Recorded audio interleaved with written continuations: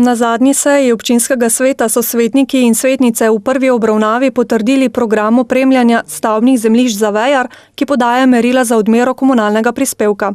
Program opremljanja pravi, da so tista sredstva, ki so pridobljena iz evropskih sredstev, se ne plača, se ne sme uveljavljati kot komunalni prispevek. Tista sredstva, ki so bila pa iz občinskega proračuna porabljena, za to pa se mora uveljavljati.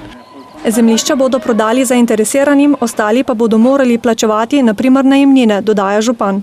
Verjamem, da teh ne bo veliko, da se v začetni fazi morda kakšen 2, 3. Vendar lastnina opredeljuje človeka in tako bomo prišli do tistega končnega cilja, da se pravzaprav Romi, bom rekel, do konca socializirajo in vključijo v družbo.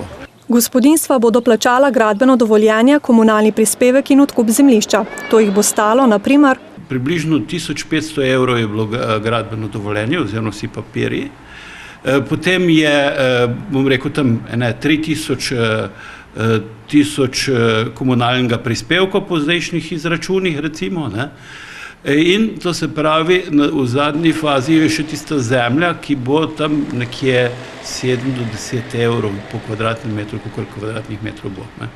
Občina Trebnje je v urejanje infrastrukture v romskem naselju vložila skoraj 1,2 milijona €, od tega je šlo iz evropske in državne blagajne približno 900 tisočakov.